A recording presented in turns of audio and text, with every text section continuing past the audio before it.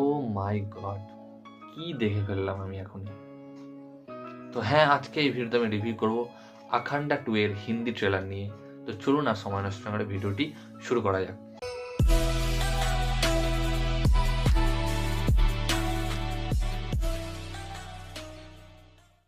তো এর যে হিন্দি ট্রেলারটা দেখার পর আমি কিছুক্ষণ শকে আছি, এখনো শকে আছি যে কি দেখলাম। প্রথম কথা হচ্ছে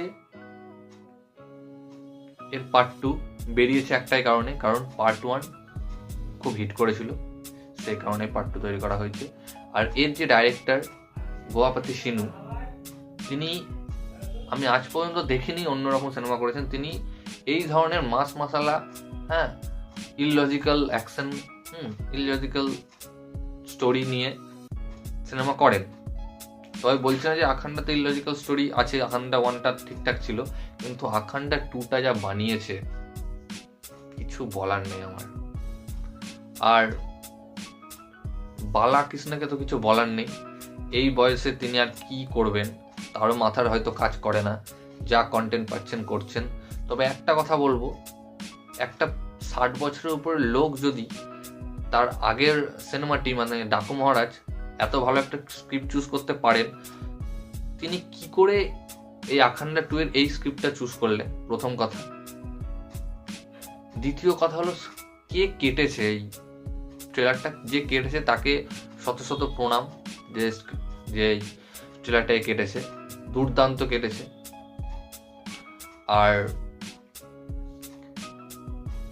এখানে যা গল্প দেখানো হয়েছে যে আমাদের যে সনাতন ধর্ম, সেই সনাতন ধর্মের উপরে বাইরের দেশ থেকে অ্যাটাক হয়েছে এবং তারা চাই আমাদের সমস্ত ভারতবর্ষের উপর থেকে এই ধর্ম জিনিসটা, ভগবান জিনিসটা তুলে ফেলার এবং দাঙ্গা লাগানোর।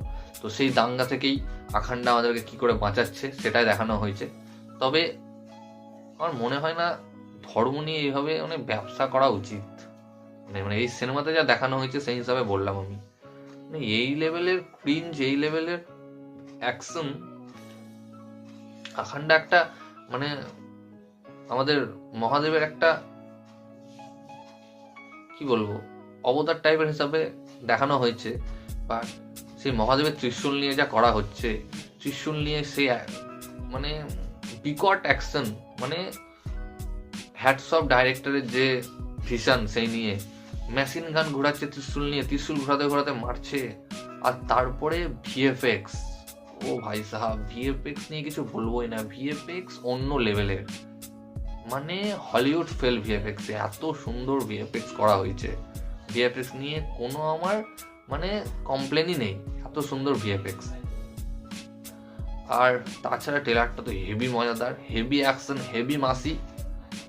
দেখা যাক সিনেমাটা 5ই ডিসেম্বর রিলিজ হচ্ছে, কেমন হয়। আর বালায়া আবার হয়তো কামাল করে দেখাবে। তো ভিডিওটা রই গাইস, ভিডিওটি ভালো লাগলে অবশ্যই ভিডিওটাকে লাইক, কমেন্ট, শেয়ার এবং চ্যানেলটিকে সাবস্ক্রাইব করুন এবং আমাকে ইনস্টাগ্রামে ফলো করতে পারেন। লিঙ্ক আমি ডেসক্রিপশনে দিয়ে দেবো ভিডিওটি দেখার জন্য। থ্যাংক ইউ, ধন্যবাদ।